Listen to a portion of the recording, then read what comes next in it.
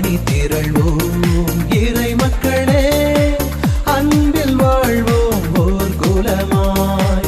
அனைத்தும் படைத்து அழைத்து காக்கும் அன்பு தெய்வம் அழைக்கின்றார்.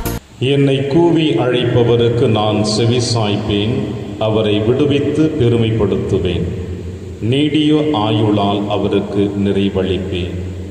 தந்தை மகன் தூய ஆவியாரின் பெயராலே நம் ஆண்டவராகிய இயேசு கிறிஸ்துவின் அருளும் கடவுளின் அன்பும் தூய ஆவியாரின் நட்புறவும் உங்கள் அனைவரோடும் இருப்பதாக.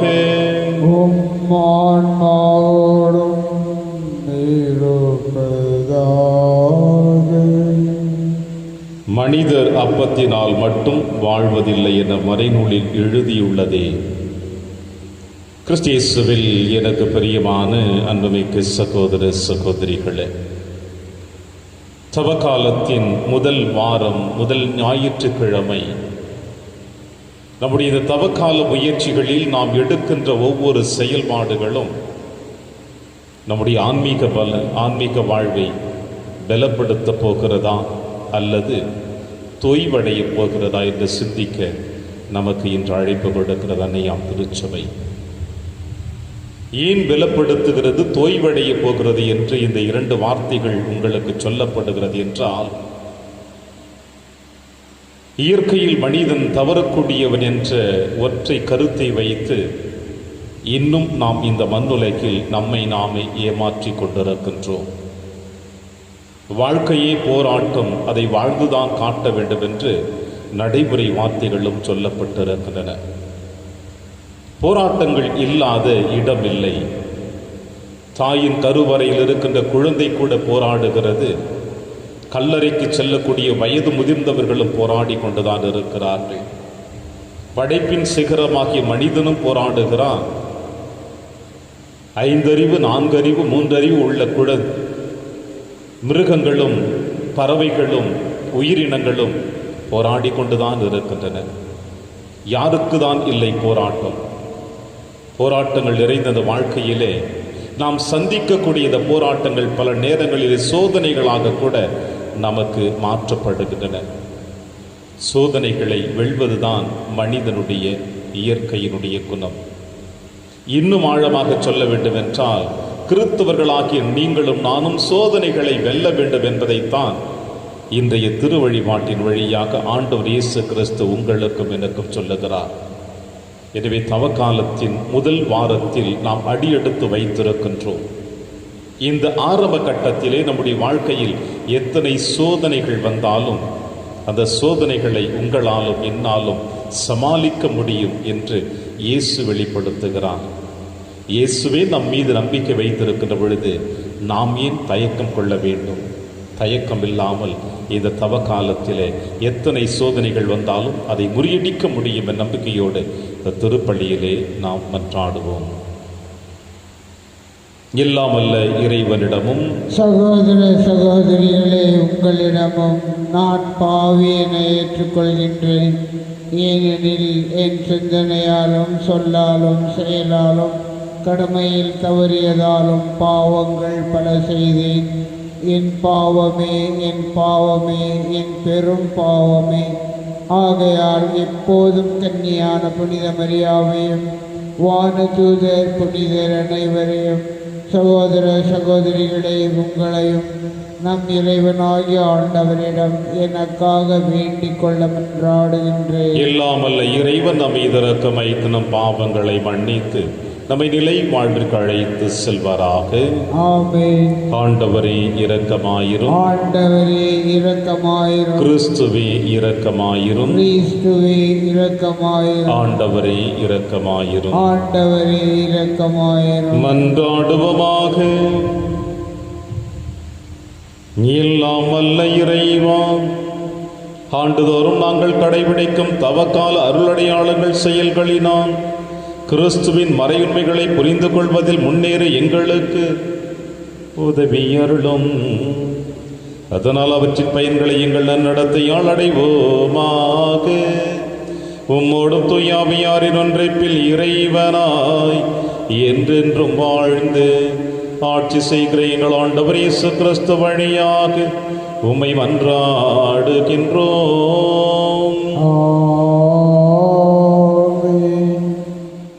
தேர்ந்து கொள்ளப்பட்ட மக்களினத்தின் விசுவாச அறிக்கை. இணைச்சட்ட நூலிலிருந்து வாசகம். பிரிவு 26 இறை திருவாக்குகள் 4 முதல் 10 முடிய. மோசே மக்களை நோக்கி கூறியது: முதற் பலன் நிறைந்த கூடையை குரு உன் கையிலிருந்து எடுத்து அதை உன் கடவுளாகிய ஆண்டவரது பலிப்பீடத்தின் முன் வைப்பார்.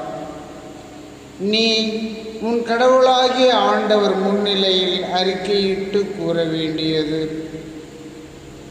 நிரந்தர குடியேற்ற அரமேயனாரான என் தந்தை எகிப்து நாட்டுக்கு இறங்கிச் சென்றார். அங்கு மக்கள் சிலருடன் அந்நியராயிருந்தார்.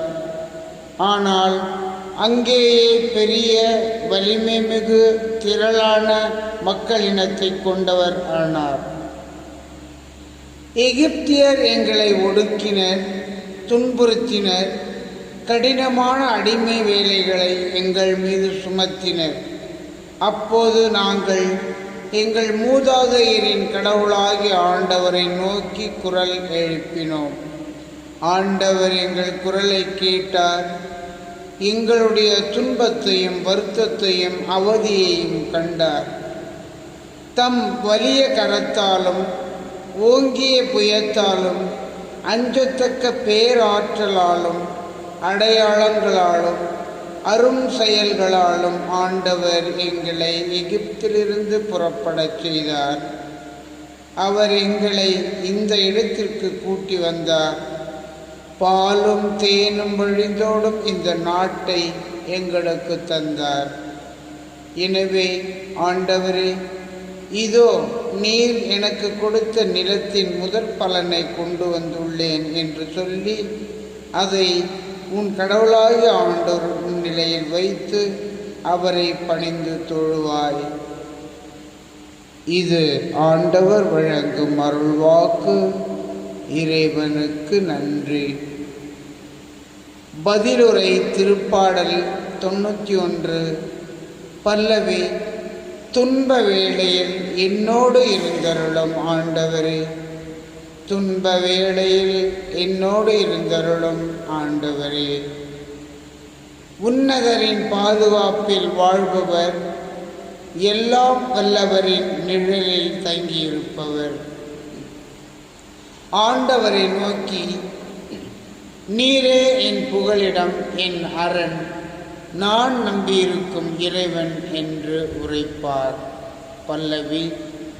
துன்ப வேளையில் என்னோடு இருந்தருளும் ஆண்டவரே, தீங்கு உமக்கு நேரிடாது, வாதை உம் கூடாரத்தை நெருங்காது. நீர் செல்லும் இடமெல்லாம் உம்மை காக்கும்படி தம் தூதருக்கு அவர் கட்டளையிடுவார். பல்லவி. துன்ப வேளையில் என்னோடு இருந்தருளும் ஆண்டவரே, உம் கால் கல்லின் மோதாதபடி அவர்கள் தங்கள் கைகளில் உம்மை தாங்கிக் கொள்வர்.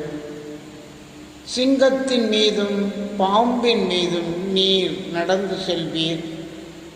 இளம் சிங்கத்தின் மீதும் விரியன் பாம்பின் மீதும் நீர் மிதித்து செல்வீர். பல்லவி. துன்ப வேளையில் என்னோடு இருந்தருளும் ஆண்டவரே, அவர்கள் என் மீது அன்பு கூர்ந்ததால் அவர்களை விடுவிப்பேன். அவர்கள் என் பெயரை அறிந்துள்ளதால் அவர்களை பாதுகாப்பேன். அவர்கள் என்னை நோக்கி மன்றாடும்போது அவர்களுக்கு பதில் அளிப்பேன். அவர்களது துன்பத்தில் அவர்களோடு இருப்பேன். அவர்களை தப்புவித்து அவர்களை பெருமைப்படுத்துவேன். பல்லவி. துன்ப வேளையில் என்னோடு இருந்தருளும் ஆண்டவரே.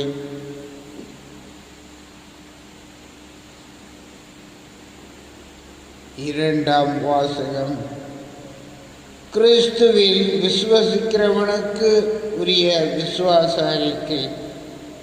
திருத்தூதர் பவுல் உரோமையருக்கு எழுதிய திருமுகத்திலிருந்து வாசகம். பிரிவு 10, இறை திருவாக்குகள் 8 முதல் 13 முடிய. சகோதர சகோதரிகளே, மறைநூலில் சொல்லியிருப்பது இதுவே: வார்த்தை உனக்கு மிக அருகில் உள்ளது, உன் வாயில் உன் இதயத்தில் உள்ளது. இதுவே நீங்கள் நம்பிக்கை கொள்ள வேண்டும் என நாங்கள் பறைசாற்றும் செய்தியாகும். ஏனெனில் இயேசுவே ஆண்டவர் என வாயார அறிக்கையிட்டு இறந்த அவரை கடவுள் உயிர்த்தெழ செய்தார் என நீங்கள் உள்ளூர நம்பினால் மீட்பு பெறுவீர்கள். இவ்வாறு உள்ளூர நம்புவோர் கடவுளுக்கு ஏற்புடையவர் ஆவர். வாயார அறிக்கையிடுவோர் மீட்பு பெறுவர். ஏனெனில் அவர் மீது நம்பிக்கை கொண்டோர் வெட்கத்திற்கு உள்ளாக மாட்டார் என்பது மறைநூல் கூற்று. இதில் யூதர் என்றோ கிரேக்கர் என்றோ வேறுபாடில்லை.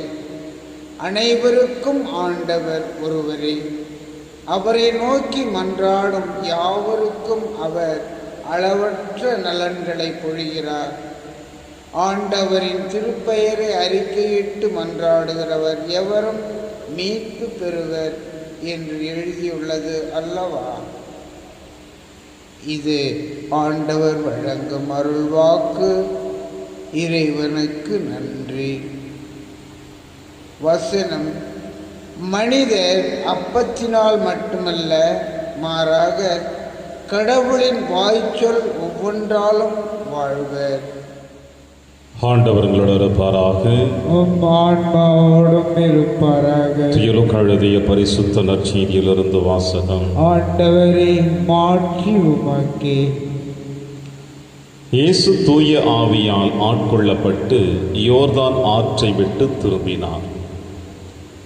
பின்னர் அவர் அதே ஆவியால் பாலை நிலத்திற்கு அழைத்துச் செல்லப்பட்டார். அவர் 40 நாள் அலகையினால் சோதிக்கப்பட்டார். அந்நாட்களில் அவர் ஒன்றும் சாப்பிடவில்லை. அதன் பின் அவர் பசியுற்றார். அப்பொழுது அலகை அவரிடம், நீர் இறைமகன் என்றால் இந்த கல் அப்பமாகும்படி கட்டளையிடும் என்றது. அதனிடம் இயேசு மறுமொழியாக, மனிதர் அப்பத்தினால் மட்டும் வாழ்வதில்லை என மறைநூலில் எழுதியுள்ளதே என்றார். பின்பு அலகை அவரை அழைத்துச் சென்று உலகத்தின் அரசுகள் அனைத்தையும் ஒரு நொடிப்பொழுதில் அவருக்கு காட்டி, அவரிடம் இவற்றின் மேல் முழு அதிகாரத்தையும் இவற்றின் மேன்மையும் உமக்கு கொடுப்பேன். இவை யாவும் என்னிடம் ஒப்படைக்கப்பட்டிருக்கின்றன. நான் விரும்பியவருக்கு இவற்றை கொடுப்பேன். நீர் என்னை வணங்கினால் அனைத்தும் உம்முடையவனையாகும் என்றது. இயேசு அதனிடம் மறுமொழியாக, உன் கடவுளாகி ஆண்டவரை வணங்கி அவர் ஒருவருக்கே பணிவு செய்வாயாக என மறைநூலில் எழுதியுள்ளது என்றார். பின்னர் அது அவரை எருசலேமுக்கு அழைத்துச் சென்று கோவிலின் உயர்ந்த பகுதியில் அவரை நிறுத்தி, நீர் இறைமகன் என்றால் இங்கிருந்து கீழே குதியும். உம்மை பாதுகாக்கும்படி கடவுள் தம் தூதருக்கு உம்மை குறித்து கட்டளையிடுவார் என்றும், உமது கால் கல்லில் மோதாதபடி அவர்கள் தங்கள் கைகளால் உம்மை தாங்கிக் கொள்வார்கள் என்றும் மறைநூலில் எழுதியுள்ளது என்றது. இயேசு அதனிடம் மறுமொழியாக, உன் கடவுளாகிய ஆண்டவரை சோதிக்க வேண்டாம் என்றும் சொல்லியுள்ளதே என்றார். அலகை சோதனைகள் அனைத்தையும் முடித்த பின்பு ஏற்ற காலம் வரும் வரை அவரை விட்டு அகன்றது.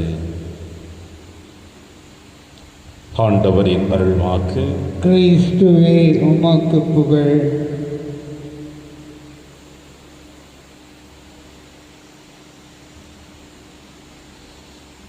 பாலை நிலத்திற்கு இயேசு அழைத்துச் செல்லப்பட்டார். அங்கே சோதிக்கப்பட்டார். கிறிஸ்து இயேசுவில் எனக்கு பிரியமான அன்புமிக்க சகோதர சகோதரிகளே, சோதனைகள் என்றாலே எத்தனையோ மனிதர்கள் முகத்தில் ஒரு நெருடல்கள் ஏற்படுவதை நம்மால் காண முடிகிறது. சோதனைகள் என்ற வார்த்தைகளை கேட்டாலே நம்மில் வாழ்ந்து கொண்டிருக்கின்ற எத்தனையோ நபர்கள் முகவாட்டத்துடன் மன வருத்தத்துடன் தங்கள் வாழ்க்கை பயணத்தை தொடருகிறார்கள். ஏனென்றால் அவர்கள் தங்கள் வாழ்க்கையிலே அனுபவித்த எத்தனையோ சோதனைகள் அவர்களை சோகத்திலும் மனக்கலக்கத்திலும் வருத்தத்திலும் இன்னும் ஆழமாக சொல்ல வேண்டுமென்றால் தங்களையே அழித்து கொள்ளக்கூடிய அளவிற்கு அவர்கள் சோதனைகளுக்கு உள்ளாக்கப்பட்டிருப்பார்கள்.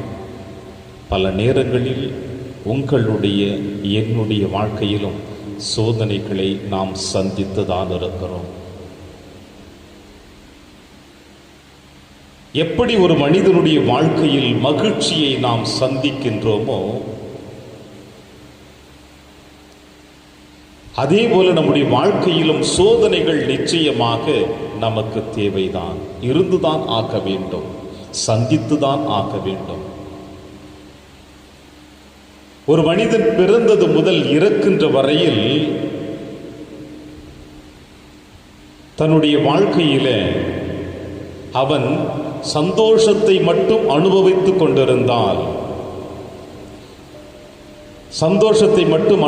கொண்டிருந்தால் அவனுடைய வாழ்க்கையில் எப்பொழுதும் துன்பம் என்று ஒன்று வந்துவிட்டால் அவனால் அதை சந்திக்க முடியாது. சோதனைகள் வந்துவிட்டால் அவனால் அதை ஏற்றுக்கொள்ள முடியாது. ஏனென்றால் அவன் வாழ்நாள் முழுவதுமாக மகிழ்ச்சியிலேயே வாழ்ந்து கொண்டிருக்கின்றான். அதே மனிதன் தன்னுடைய வாழ்க்கையிலே பிறந்தது முதல் தன்னுடைய வாழ்நாள் முழுவதுமாக சோதனைகளை சந்தித்துக் கொண்டிருந்தால் அந்த மனிதனுடைய வாழ்க்கையில் எப்பொழுது ஒரு சிறிய மகிழ்ச்சியோ சந்தோஷமோ அவனுடைய வாழ்க்கையில் கிடைத்து விட்டால் அவனால் அதை அனுபவிக்க முடியாது. ஆக ஒரு மனிதனுடைய வாழ்க்கையிலே இன்பமும் துன்பமும் சோதனைகளும் அவனோடு கலந்து வருகின்ற பொழுதுதான் ஒவ்வொரு மனிதனும் பக்குவப்படுத்தப்படுகிறான் என்று சொல்லுகிறார்கள். நெருப்பில் இட்ட தங்கமானது எந்த அளவிற்கு ஜொலிக்கிறதோ தன்னிடம் இருக்குகின்ற தேவையற்ற அழுக்குகள் அந்த நெருப்பில் போடப்படுகிற பொழுது அந்த தங்கத்திலிருந்து பிரிக்கப்படுகிறதோ அதுபோல ஒவ்வொரு மனிதனுடைய வாழ்க்கையிலும் சோதனைகள் என்று ஒன்று வருகின்ற பொழுது நாம் அனைவருமே நம்முடைய வாழ்க்கையிலே ஒரு நல்லதொரு மாற்றத்தையும் ஒரு எதிர்பார்ப்புகளையும் நாம் சந்திக்க முடியும். நம்முடைய வாழ்க்கையிலே ஒரு பக்குவத்தை நாம் அடைய முடியும். ஒருவேளை நாம் இந்த சோதனைகள் வருகிற பொழுது சோதனைகளை ஏற்றுக்கொள்ளாமல் அதிலிருந்து விலகி செல்ல நாம் ஆரம்பித்தோம் என்றால், அதிலிருந்து விடுபட நாம் ஆரம்பித்தோம் என்றால், இந்த சோதனைகள் எனக்கு வேண்டாம் என்று நாம் தள்ளி வைத்தோம் என்றால், பிரியமான தேவ பிள்ளைகளே, நம்முடைய வாழ்க்கையிலே முன்னேற்றத்தை ஒரு பொழுதும் காண முடியாது. அனுபவ ரீதியாக சொல்லுவார்கள், எத்தனையோ வயது முதிர்ந்தவர்கள் நிலத்தில் விதைக்கப்பட்ட விதைகளை பாருங்கள், எந்த அளவிற்கு ஆழமான இடத்தில் அந்த விதைகள் விழுந்து தன்னுடைய முளைகளை விட்டு வெளியே வருகின்ற பொழுது கடினமான மண்ணை உடைத்து வெளியே வந்து வளர்ந்து நல்லதொரு கனியை தருகிறதோ அதுபோல எத்தனை போராட்டங்களை நீங்களும் நானும் சந்தித்தாலும் நம்பிக்கை என்கின்ற விசுவாசம் என்கின்ற பயணத்தோடு நாம் பயணித்தோம் என்றால் எந்த சோதனைகளும் உங்களையும் என்னையும் ஒரு பொழுதும் தாக்காது. பிரியமான தேவ பிள்ளைகள், இந்த சிந்தனைகளோடு தவக்காலத்தின் முதல் வாரத்தில் முதல் ஞாயிற்றுக்கிழமை நீங்களும் நானும் இது ஆண்டவருடைய சன்னிதானத்தின் முன்னிலையில் வந்திருக்கின்றோம். இந்த தவக்காலத்தின் முதல் வாரத்திலே உங்களுக்கும் எனக்கும் அடித்தளமாக ஆரம்பிக்கப்பட இருக்கின்ற இந்த 2022ஆம் ஆண்டினுடைய தவ காலத்தில் எடுக்கக்கூடிய முயற்சிகள் என்ன என்பதை நாம் சிந்திக்க இன்றைய திருவழிபாடு நமக்கு வெளிப்படுத்தி கொண்டிருக்கிறது. ஆண்டவர் இயேசு கிறிஸ்து தன்னுடைய பணி வாழ்வை ஆரம்பிப்பதற்கு முன்னதாக யோர்தான் நதிக்கரையிலே திருமுழுக்கு யோவானிடமிருந்து திருமுழுக்கு பெற்ற பிறகு அங்கே வானம் திறந்து வெண்புறா போல ஆவியானவர் இறங்கி வந்து, இவரே என் அன்பார்ந்த மைந்தன், இவர் மீது நான் பூரிப்படைகிறேன் என்று தந்தை தன் மகனை வெளிப்படுத்துவதும் தன் மகனோடு ஆவியானவர் சங்கமிக்கக்கூடிய நிகழ்வினை வேதத்திலே நாம் வாசிக்க கேட்கின்றோம். அன்று ஆண்டவர் இயேசு கிறிஸ்துவோடு இணைந்து சங்கமித்த அதே ஆவியானவர் நேரடியாக இயேசுவை அழைத்து சென்று பணி வாழ்விற்காக செல்லவில்லை. மாறாக அந்த பணி வாழ்வை ஆரம்பிப்பதற்கு முன்னதாக இயேசுவை பாலை நிலத்திற்கு அழைத்து செல்லுகிறது. பல நேரங்களிலே பாலை நிலங்கள் என்று சொல்லுகின்ற பொழுது, பிரியமான அன்பின் தேவ பிள்ளைகளே, நம் அனைவருமே சகாரா பாலை நிலம், இப்படி ஒரு சிந்தனைகள் உங்களுக்கும் எனக்கும் விழலாம். பாலஸ்தீன பகுதியிலே பாலை நிலம் என்று சொல்லுகின்ற பொழுது மிகவும் மோசமான நிலைமையிலும் இருக்கும். குளிர்காலத்தில் தளிர்கள் விட்டு அங்கு இங்கும் தளிர்கள் விட்டும் இருக்கும். கோடை காலத்தில் கொடூரமான வேதனைக்குரிய தருணமாக கூட இருக்கக்கூடும் என்று சொல்லுகிறார்கள். இப்படிப்பட்ட பாலை நிலத்தில் ஒரு சில நேரங்களிலே கள்வர்கள் கூட பதுங்கி இருப்பார்கள். மக்கள் அந்த வழியாக கடந்து செல்லுகின்ற பொழுது இன்னும் சொல்லப்படுகிறது. இன்னும் ஆழமாக சொல்ல வேண்டும் என்றால், இஸ்ரேல் மக்களுடைய ஒரு கருத்து கணிப்பு என்னவென்றால், பாலை நிலத்தில் தான் சாத்தான்கள் இருப்பிடமாக காணப்படுகிறது என்று சொல்லுவார்கள். அப்படிப்பட்ட இடத்திற்கு தான் இயேசு அழைத்து செல்லப்படுகிறார். யாரால்? ஆவியின் அபிஷேகத்தினால். இறைமகனோடு ஆவியானவர் அவரோடு இருக்கிறார். 40 நாட்கள் அவர் பாலை நிலத்திலே உண்ணாமலும் உறங்காமலும் அவர் தன்னுடைய செபத்திலே இறைவனோடு தந்தையோடு இணைந்திருக்கிறார். ஆக பாலை நிலத்தில் இயேசு தனிமையில் இல்லை, தந்தையோடும் ஆவியானவரோடும் ஒவ்வொரு கடவுளும் ஒன்றாக அந்த பாலை நிலத்திலே குடிகொண்டிருக்கிறார்கள். அங்கே பசி இல்லை, தாகம் இல்லை. பேதுரு அற்புதமாக சொல்லுவார் இயேசுனுடைய உருமாற்றத்தின் பொழுது, ஆண்டவரே, எத்துணை அற்புதமாக இங்கே இருக்கிறது, உமக்கொன்றும் மொய்சனுக்கொன்றும் எலியாவுக்கொன்றும் கூடாரம் அமைக்க வேண்டும் என்று சொன்னாரே. அதுபோல இறைவன் ஒரு கடவுள் இங்கே ஒன்றாக இணைந்து நம் அனைவருடைய மீட்பிற்காக அங்கே இயேசுவினுடைய தயாரிப்பை உருவாக்கக்கூடிய நிகழ்வினை நம்மால் காண முடிகிறது. எனவே பாலை நிலத்திலிருந்து 40 நாட்கள் உண்ணாமல் உறங்காமல் தந்தையோடு உரையாடி ஆவியினுடைய வல்லமையினால் பலம் பெற்று அவர் ஆண்டவர் இயேசு கிறிஸ்து பாலை நிலத்தை விட்டு வெளியே வருகிற பொழுதுதான் அங்கே சாத்தானால் இயேசு சோதிக்கப்படுகிறார் என்பதையும் நாம் வாசிக்க கேட்கின்றோம். பிரியமான அன்பின் தேவ பிள்ளைகளே, மத்தேயு நற்செய்தியாளர் ஆண்டவர் இயேசு கிறிஸ்துவை யூத மக்களுக்கு வெளிப்படுத்துகிறார் தன் வார்த்தைகளின் வழியாக. ஒவ்வொரு நற்செய்தியாளர்களும் தனக்குரிய பாணியிலே தான் யாருக்கு இயேசுவை வெளிப்படுத்த வேண்டும் என்று வெளிப்படுத்தினார்கள். அதுபோல மத்தேயு நற்செய்தியாளர் ஆண்டவர் இயேசு கிறிஸ்துவை யூத மக்களுக்கு சொல்லுகிற பொழுது, யூதர்கள் அனைவருமே மோயிசனை தலைமை இறைவாக்கினராக நினைத்து கொண்டிருந்தார்கள். தங்களுடைய வாழ்வாதாரத்தின் வழிகாட்டி என்று அவர்கள் நினைத்துக் கொண்டிருந்தார்கள். எனவே மத்தேயு நற்செய்தியாளர் அற்புதமாக மோயிசனை ஆண்டவர் இயேசு கிறிஸ்துவோடு இணைத்து அங்கே காட்டுகிறார். ஆண்டவர் இயேசு கிறிஸ்து எந்த அளவிற்கு தன்னுடைய பணி வாழ்வை ஆரம்பித்தார் என்பதையும், மோயிசனுடைய வாழ்க்கை சரித்திரத்தை பார்க்கின்ற பொழுது மோயிசன் பிறப்பின் நேரத்திலே அவருக்கு ஏற்பட்ட நிகழ்வினை போல ஆண்டவர் இயேசு கிறிஸ்துவுக்கும் நிகழ்வுகள் ஏற்பட்டது என்பதையும் அவர் சூசகமாக வெளிப்படுத்துவதை காண முடிகிறது. ஆண்டவர் இயேசு கிறிஸ்து எந்த அளவிற்கு தன்னுடைய பணி வாழ்விலே மக்கள் மீது பரிவிரக்கம் கொண்டு இறைவனிடம் செபித்து அவர்களுக்கு உணவினை அளித்தாரோ, அதே போல மோயிசனும் தந்தையிடம் செபித்து மக்களுக்கு உணவினை மாறி வழங்கியது நம்மால் காண முடிகிறது. எனவே இங்கே மத்திய நற்செய்தியாளர் என்ன சொல்ல வருகிறார் என்றால், ஆண்டவர் இயேசு கிறிஸ்து திருச்சட்டங்களை அழிக்க வரவில்லை, மாறாக மோசேயினுடைய சட்டங்களை நிறைவேற்ற வந்திருக்கிறார் என்பதை சூசகமாக மக்களுக்கு வெளிப்படுத்துகிற பொழுது அங்கே யூத மக்கள் ஏற்றுக்கொள்வார்கள் என்ற ஒரு எண்ணமும் அவருக்கு இருந்திருக்கிறது. இந்த சிந்தனைகளோடு இன்றைய நற்செய்தி வாசகத்தை நாம் சற்று சிந்தித்து பார்க்கிற பொழுது, ஆண்டவர் இயேசு கிறிஸ்து ஏன் சோதிக்கப்பட வேண்டும்? ஏற்கனவே ஆண்டவர் இயேசு கிறிஸ்து ஏன் திருமுழுக்கு பெற வேண்டும் என்ற கேள்விகள் நம்முடைய அன்னையாம் திருச்சபையிலே பல நபர்களுக்கு உருவாகி இருக்கிறது. அதே போல ஏன் ஆண்டவர் இயேசு கிறிஸ்து சோதிக்கப்பட வேண்டும்? பிரியமான அன்பின் தேவ பிள்ளைகளே, அவருக்கு சோதனை என்பது தேவையற்ற ஒரு நிகழ்வு. எந்த அளவிற்கு இந்த மண்ணுலகிலே மனிதனோடு இணைந்து தன்னுடைய வாழ்க்கையை உருவாக்கி கொள்ள வேண்டும் என்று பாவம் தவிர அனைத்திலும் மனிதர்களோடு தன் வாழ்க்கையை அவர் நடத்தினாரோ, அதுபோல இந்த மண்ணுலகிலே நீங்களும் நானும் நம்முடைய வாழ்க்கை பயணத்திலே சந்திக்கக்கூடிய சோதனைகள் எப்படி இருக்கும் என்பதையும், அந்த சோதனைகளுக்கு நீங்களும் நானும் உள்ளாக்கப்படாமல் அதிலிருந்து எப்படிப்பட்ட வெற்றி அடையக்கூடிய வழியை வகுத்து கொடுக்க முடியும் என்பதையும் ஆண்டவர் இயேசு கிறிஸ்து இன்றைய நற்செய்தி வாசகத்தில் நமக்கு வெளிப்படுத்தி இருக்கிறார்.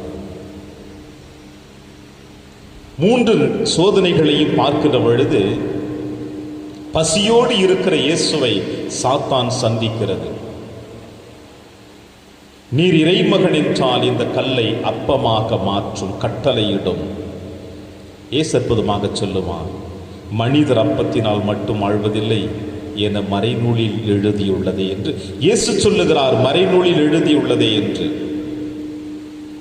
மீண்டும் அலகை அவரை உலகத்தின் அரசுகள் அனைத்தையும் காட்டி அழைத்து வந்து, என்னை தண்டனிட்டு வணங்கினால் நான் இதை உனக்கு ஒப்படைப்பேன் என்று இயேசுவிடம் சாத்தான் சொல்லுகிறது. ஆண்டவர் இயேசு கிறிஸ்து அற்புதமாக சொல்லுகிறார், உன் கடவுளாகி ஆண்டவரை வணங்கி அவர் ஒருவருக்கே பணி செய்வாயாக என மறைநூலில் எழுதியுள்ளது என்று இயேசு மீண்டும் சொல்லுகிறார். இறுதியாக வருகின்ற இந்த சோதனையில் தான் நமக்கு ஒரு வார்த்தை தெளிவுபடுத்தப்படுகிறது.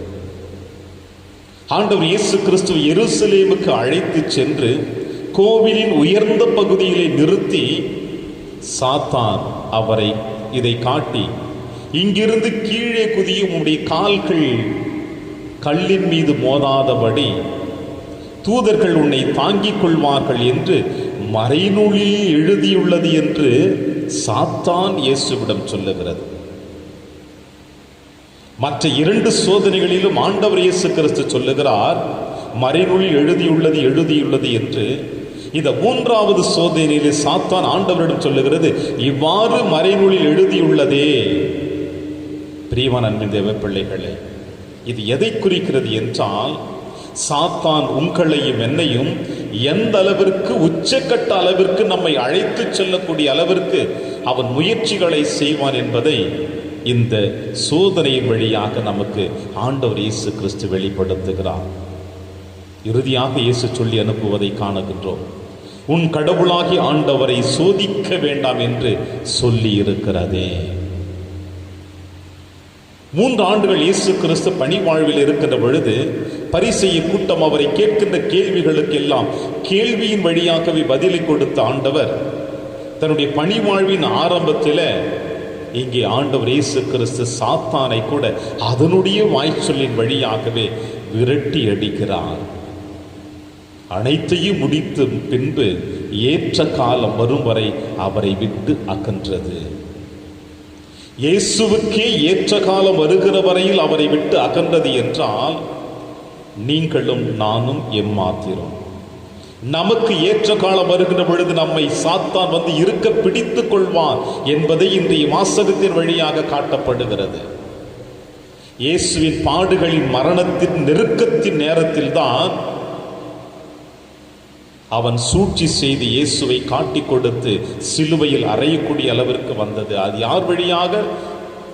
யூதாஸ் காரியத்தின் வழியாக. சாத்தான் அவனுக்குள் குடிக்கொண்டான் என்று நற்செய்தி வாசகத்திலே நாம் வாசிக்க கேட்போம். ஏற்ற காலம் அதுதான்.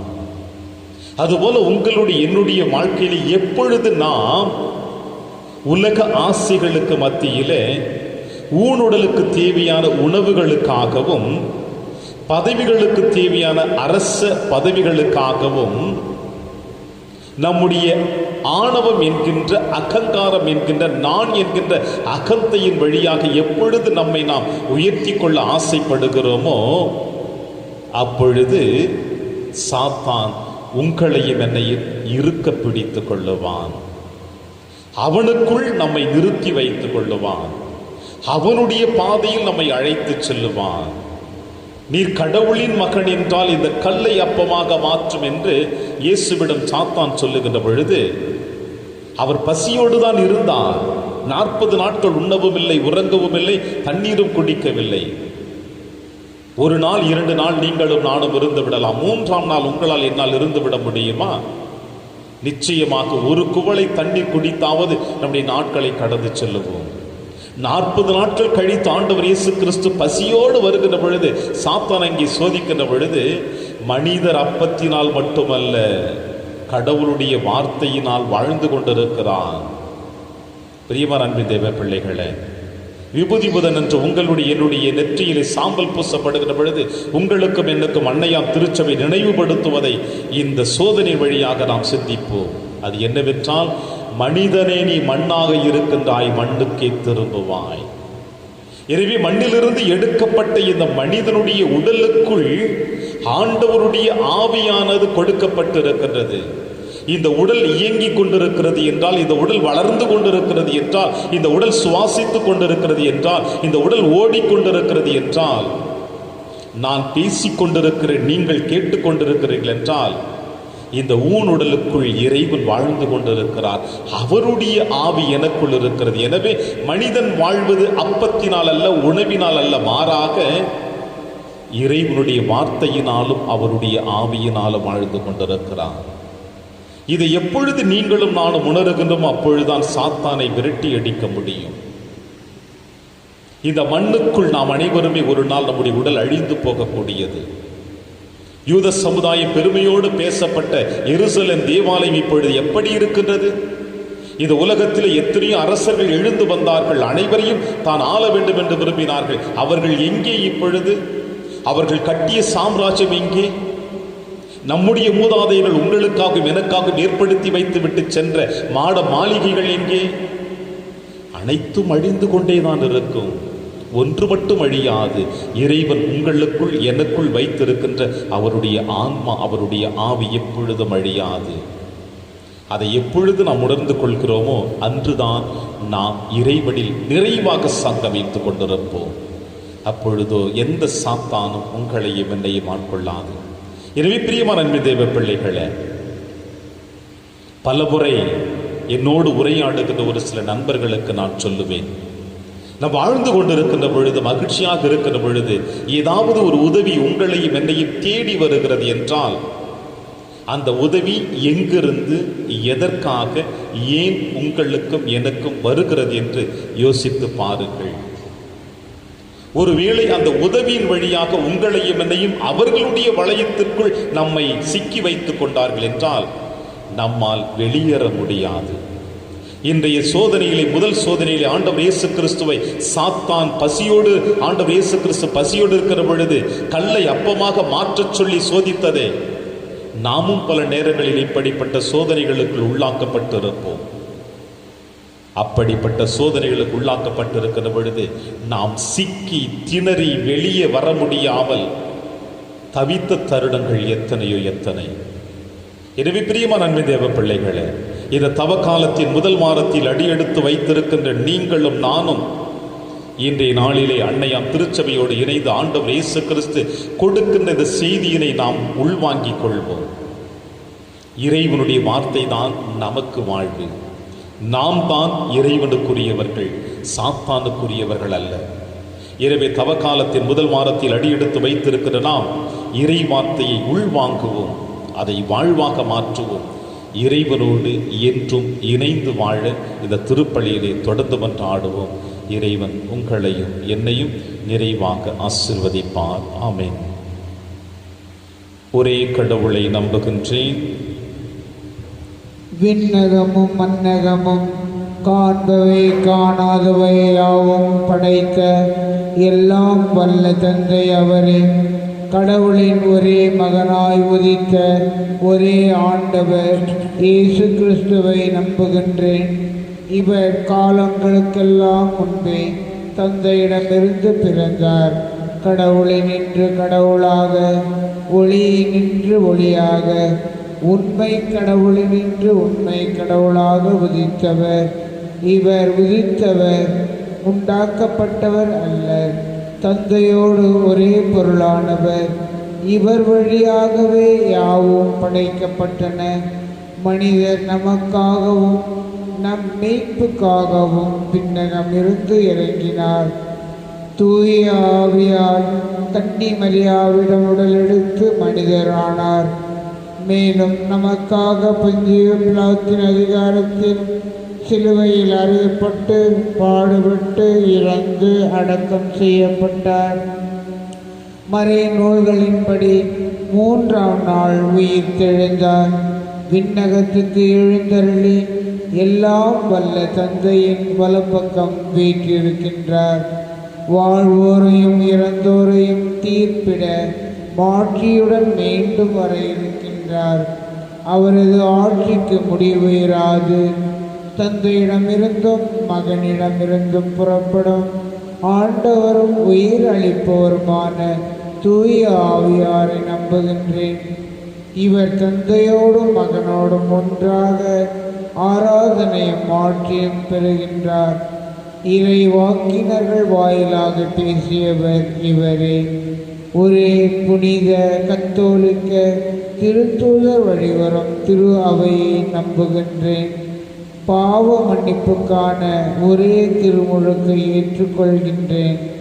இறந்தோரின் உயிர்ப்பையும் வரவிருக்கும் மறு உலக வாழ்வையும் எதிர்பார்க்கின்றேன். ஆமென்.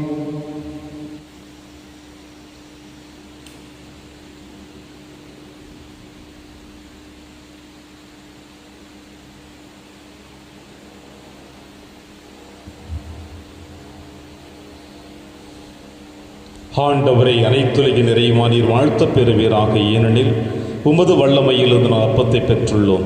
நிலத்தின் விளைவு மனித உழைப்பின் பயணமானது அப்பத்தை உமக்கு புகழ்கிறோம். இது எங்களுக்கு வாழ்வளிக்கும் அப்பமாக மாறும். இறைவன் என்றென்றும் வாழ்த்து பெறுவாராக.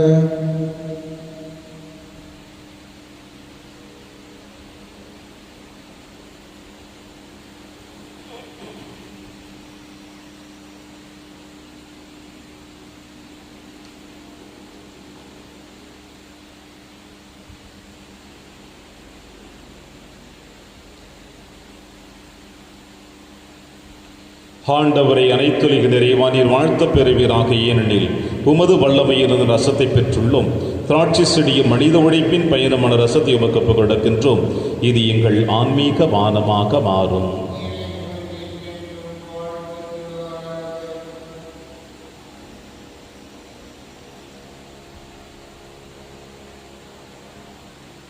சகோதர சகோதரிகளே, என்னுடையதும் உங்களுடையதுமான இப்பலி எல்லாமல்ல தந்தையாக இறைவனுக்கு ஏற்றதாக்கும்படி செபியுங்கள்.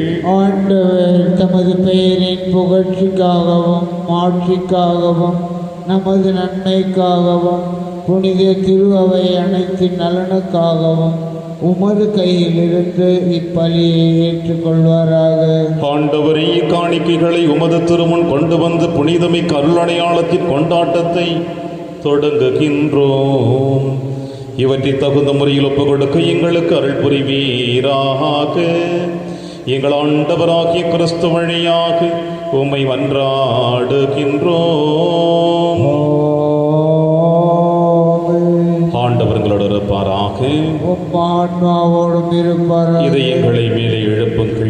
ஆண்டவரிடம் எழுப்பி நம் இறைவனாகிய ஆண்டவருக்கு நன்றி கூறுவோம். அது தகுதியும் நீதியுமானது. ஆண்டவரை தூயவரான தந்தையை என்றும் ஆளும் இல்லாமல்ல இறைவா, எங்கள் ஆண்டவராகிய கிறிஸ்து வழியாக என்னாலும் எவ்விடத்திலும் நாங்கள் உமக்கு நன்றி செலுத்துவது மெய்யாகவே தகுதியும் நீதியுமாகும். எங்கள் கடமையும் மீட்புக்குரிய செயலுமாகும். கிறிஸ்து 40 நாட்கள் உலக உணவை தவிர்த்து உண்ணா நோன்புக்கு உருகொடுத்து அதை புனிதப்படுத்தினார். மேலும் தொடக்கத்தில் தோன்றிய பாம்பின் மாய கவர்ச்சிகள் அனைத்தையும் அவர் தோற்கடித்து தீமையின் ஆட்சி மீது வெற்றி கொள்ள எங்களுக்கு கற்பித்தார். அதனால் பாஸ்கா மறை நிகழ்வை தகுதியான மனதோடு கொண்டாடி இறுதியாக முடிவில்லா பாஸ்காவுக்கு கடந்து செல்வோமாக. ஆகவே வானகத்தூதர் அவர் அணிகளோடும் புனிதரின் பெருந்திரளோடும் நாங்களும் சேர்ந்து உமக்கு புகழ்ச்சி பண்ணி செய்து முடிவின்றி சொல்லுவதாவது: தூயவர் தூயவர் தூயவர், வான்படைகளின் கடவுளாம் ஆண்டவர், விண்ணகமும் மன்னகமும் உமது மாட்சியால் நிறைந்துள்ளன. உன்னதங்களிலே ஓசன்னா. ஆண்டவர் பெயரால் வருகிறவர் ஆசி பெற்றவர். உன்னதங்களிலே ஓசன்னா. ஆண்டவரே, நீர் மெய்யாகவே தூயவர், தூய்மை அனைத்திற்கும் முற்றாகவே உம்முடைய ஆவியை பொழிந்து இக்காணிக்கைகளை தூய்மைப்படுத்த உம்மை வேண்டுகிறோம். இவ்வாறு எங்கள் ஆண்டவர் இயேசு கிறிஸ்துவின் உடலும் இரத்தமுமாக எங்களுக்கு இவை மாறுவனவாக. அவர் பாடுபட உளம் கணிந்து தம்மை கையளித்த போது அப்பத்தை எடுத்து நன்றி செலுத்தி அதை பிட்டு தம் சீடருக்கு அளித்து அவர் கூறியதாவது: அனைவரும் இதிலிருந்து பெற்று உண்ணுங்கள், ஏனெனில் இது உங்களுக்காக கையளிக்கப்படும் என் உடல்.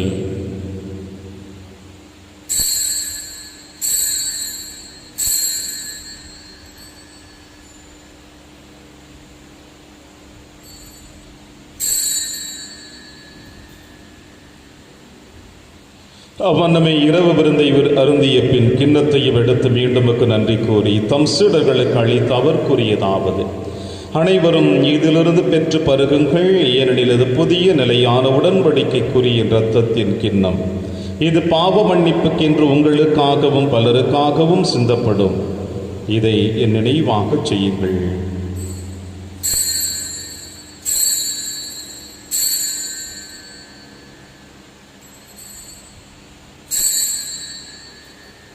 நம்பிக்கையின் மறைபொருள்.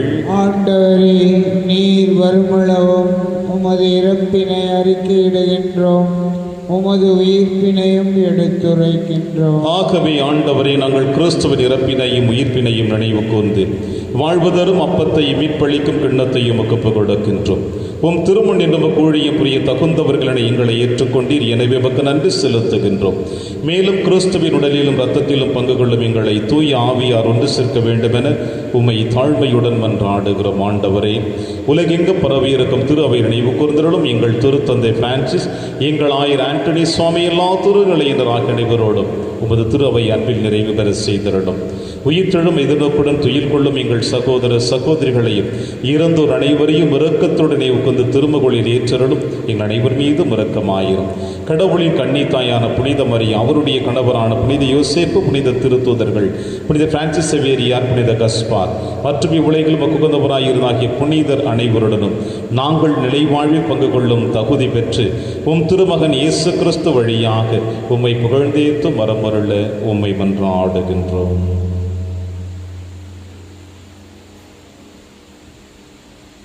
இவர் வழியாக இவரோடு இவரில் எல்லாம் அல்ல இறைவனாகிய தந்தையே, தூய ஆவியாரின் ஒன்றைப்பில் எல்லா புகழும் ஆட்சியும் என்றென்றும் உமக்கு உரியதே.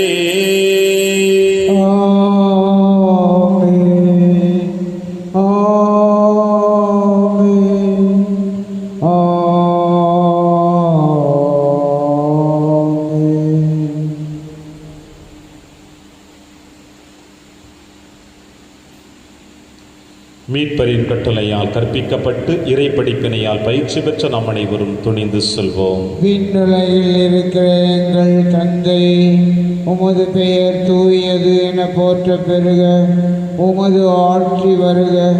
உமது திருவுளம் விண்ணுலகில் நிறைவேறுவது போல மண்ணுலகிலும் நிறைவேறுக. எங்கள் அன்றாட உணவை இன்று எங்களுக்கு தாரும். எங்களுக்கு எதிராக குற்றம் செய்வோரை நாங்கள் மன்னிப்பது போல எங்கள் குற்றங்களை மன்னியும். எங்களை சோதனைக்கு உட்படுத்தாதேயும், தீமையிலிருந்து எங்களை விடுவித்தருளும். ஆண்டவரை, தீமை அனைத்திலுமிருந்து எங்களை விடுவித்து எங்கள் வாழ்நாளில் அமைதியை கனிவுடன் அருளவை மன்றாடுகிறோம். உமது இரக்கத்தின் உதவியால் நாங்கள் பாவத்திலிருந்து எப்பொழுதும் விடுதலை பெற்று யாதொரு கலக்கமுமின்றி நலமாயிருப்போமாக நாங்கள் எதிர்நோக்கி இருக்கும் பேரின்பத்திற்காகவும் இம்மீட்பராக இயேசு கிறிஸ்து வருகைக்காகவும் காத்திருக்கின்றோம். ஏனெனில் ஆட்சியும் வல்லமையும் மாற்றியும் என்றென்றும் உமது. ஆண்டவர் இயேசு கிறிஸ்துவை அமைதியை உங்களுக்கு விட்டுச் செல்கிறேன், அமைதியை உங்களுக்கு அளிக்கிறேன் என்று உன் திருத்துதர்களுக்கு மொழிதீரேன். எங்கள் பாவங்களை பாராமல் திரு அவையின் நம்பிக்கையை கண்ணோக்கி உமது திருவுளத்திற்கேற்பதற்கு அமைதியை ஒற்றுமை அளித்தொள்வீராக என்று வாழ்ந்து ஆட்சி செய்கின்றவர் நீரே. ஆண்டவருடைய அமைதி உங்கள் அனைவரோடும் என்றும் இருப்பதாக. ஒருவருக்கொருவர் உறவின் வாழ்த்தை அறிவித்து மகிழ்வும். சமாதானம். உலகின் பாவங்களை போக்கும் இறைவனின் செம்மறியே, எங்கள் மேல் இரக்கமாயிரும். உலகின் பாவங்களை போக்கும் இறைவனின் செம்மறியே, எங்கள் மேல் இரக்கமாயிரும். உலகின் பாவங்களை போக்கும் இறைவனின் செம்மறியே, எங்களுக்கு அமைதியை அளித்தருளும். இதோ இறைவனின் செம்மறி, இவரை நம் அனைவரின் பாவங்களையும் போக்குகின்றவர். செம்மறியின் விருந்திற்கு அழைக்க பெற்ற நம் அனைவரும் பேறு பெற்றோர். ஆண்டவரே, நீர் என் இல்லத்தில் எழுந்தருள நான் தகுதியற்றவன். ஆனால் ஒரு வார்த்தை மட்டும் சொல்லியருளும், எனது ஆன்மா நலம் அடையும். கிறிஸ்துவின் திருவுடலும் திருத்தும் காத்து நமக்கு நிலையான வாழ்வளிப்பதாக. ஆமென்.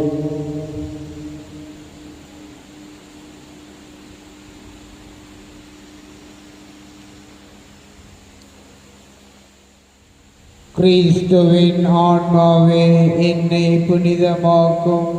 கிறிஸ்துவின் திருவுடலே என்னை மீட்டருளும். கிறிஸ்துவின் திரு இரத்தமே எனக்கு எழுச்சியூட்டும். கிறிஸ்துவின் விழாவின் தண்ணீரே என்னை கழுவிடுமே. கிறிஸ்துவின் பாடுகளே என்னை தேற்றிடுமே. ஓ நல்ல இயேசுவே, எனக்கு செவிசாயும். உம் திருக்காயங்களுள் என்னை மறைத்தருளும். உம்மிடமிருந்து என்னை பிரிய விடாதே. தீய பகையுடமிருந்து என்னை காத்தருளும். எனது இறப்பின் வேளையில் என்னை அழைத்தருளும். உம்மிடம் வர எனக்கு கட்டளையிட்டருளும். புனிதர்களோடு எக்காலமும் உம்மை புகழ செய்யும். ஆமென்.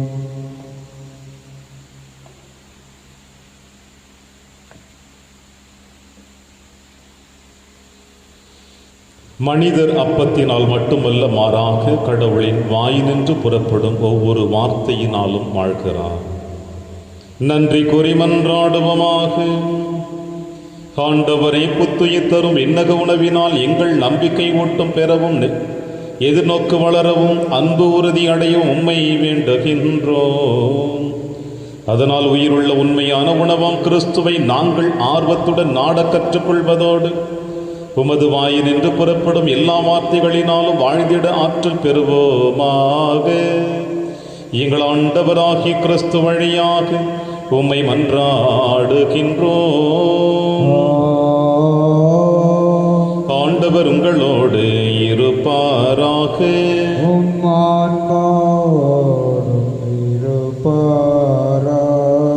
எல்லா வல்ல இறைவன் தந்தை, மகன், தூயாவியார் உங்கள் அனைவரையும் நிறைவாக ஆசீர்வதிப்பாராக.